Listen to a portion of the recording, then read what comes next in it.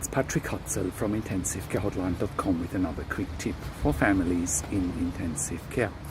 So here's an email from a reader who says, my 59-year-old mum is in ICU. She's got insulin-dependent diabetes type 1.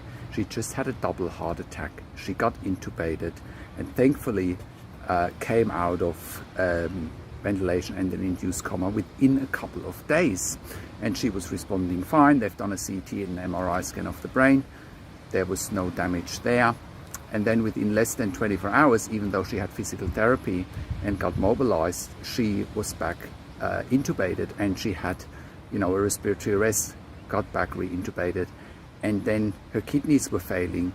And our reader is asking, what are her chances for survival? Now, first off, you need to understand that approximately 90% of intensive care patients survive their stay in intensive care. So the odds are in your mom's favor, especially at such a young age of 59. You should not forget that your mom is very young at 59.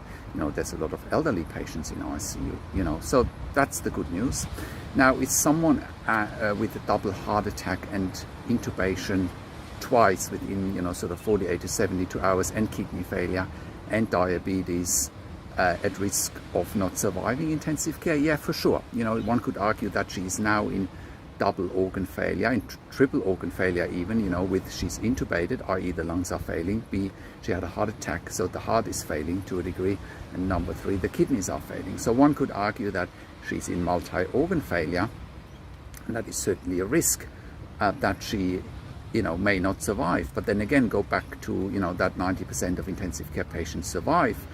So it really comes down in the next few days. Can her heart recover? Can her kidneys recover?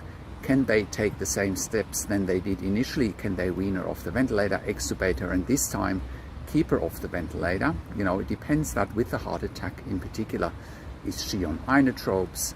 Is she on vasopressors such as dobutamine, milrinone, noradrenaline, norepinephrine, epinephrine, adrenaline, vasopressin?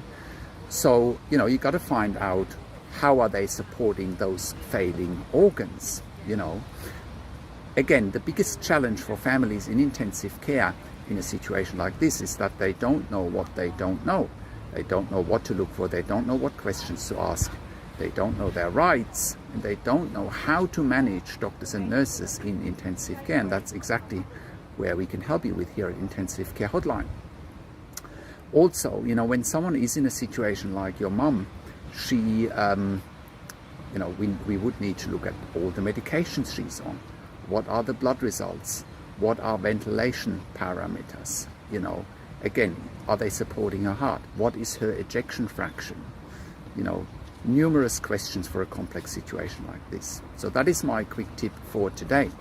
If you have a loved one in intensive care, go to intensivecarehotline.com, call us on one of the numbers on the top of our website, or send us an email to support@intensivecarehotline.com.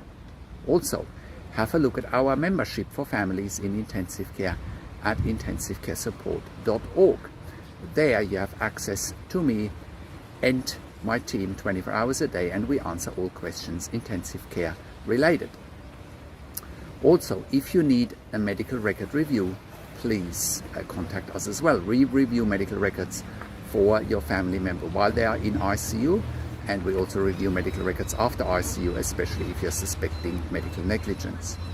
But it's best to review medical records while your loved one is in ICU, because then we can probably prevent any medical negligence, because we can give you insights in real time.